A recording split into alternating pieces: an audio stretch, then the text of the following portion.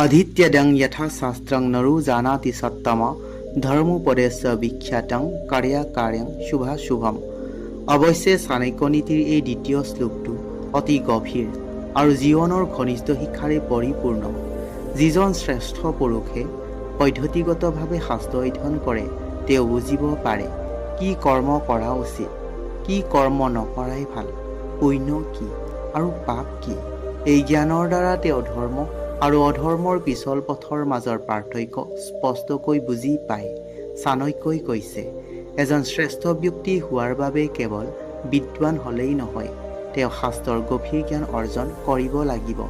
শাস্ত্ৰ বুলিলে কেৱল ধৰ্মগ্ৰন্থই নহয়, ই মানৱতাৰ নীতি, শিষ্টতা, আধ্যাত্মিকতা, ন্যায় আৰু কৰ্তব্যৰ বিষয়ে পথ দেখুৱায়। কিয়নো জীৱনত সকলো কাম সোণালী বুলি যেন দেখা পালেও কেতিয়াবা সেই একেটা কামেই এজনৰ বাবে ধৰ্ম হ'ব পাৰে, কিন্তু অন্য এজনৰ বাবে সেই কামেই অধৰ্ম হ'ব পাৰে। সেয়ে কোনো এটা কৰ্ম কৰাৰ আগতেই সেই কৰ্মৰ শুভ আৰু অশুভ দুয়োটা দিশ বিচাৰ আৰু চিন্তা কৰাৰ অৱশ্যে প্ৰয়োজন আছে।